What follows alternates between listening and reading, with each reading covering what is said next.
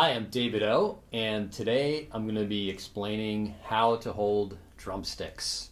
So the first thing we want to do is find where on the stick is going to give you the best possible rebound. So in order to do that, just pick up your stick and hold it between your index finger and your thumb, and hold the sticks about 5 or 6 inches above the pad. And without moving your arms, just let go of the stick and let it bounce back. Alright, so you want to try a couple different areas in the stick, maybe about 6 or 7 inches. See, if I hold it too close to the butt end of the stick, I'm not going to get much rebound from the stick. So once we find that good balance point of the stick, you want to mark it either with a pen or a piece of tape. Okay, so I put tape around both of these sticks in terms of the area where I think it has the best rebound. And they're going to be similar. Each stick is going to be similar, maybe a little bit different depending on the length and the weight of the stick. If you have Vic Firth sticks, what you want to do is see where the American flag is. It's always, your thumb and index finger are always going to go right around that American flag.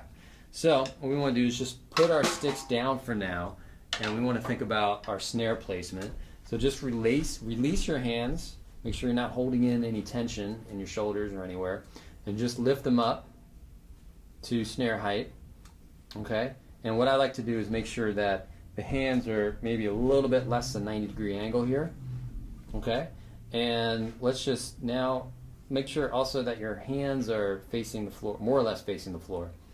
And let's put the stick in, and the fleshy part of the thumb and the index finger, the crook of that first joint, connect, and imagine that there's a pin that goes through them, because we really want to get them, these two, as even as possible. So we don't want our finger to go too much lower than that where that piece of tape is, because that's going to cause cramping. Okay, so now let's get our other stick, and let's look at the other finger. So once we have, remember, the main fulcrum point between the thumb and the index finger, what we're going to do is now just gently put the other fingers on the stick. So we want to make good contact, but we also don't want to hold them too tight, because that's going to also cause tension.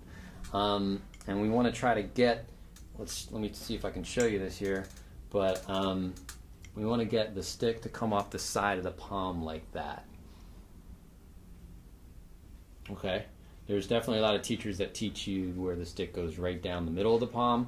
That never worked for me. I like the side because you have better, connectivity with the rest of your fingers. So once we have that, let's think about the arm distance from your body. You want to place it just so the stick angle on the snare drum is going to be around 90 degrees. Okay, it could be a little bit more, a little bit less.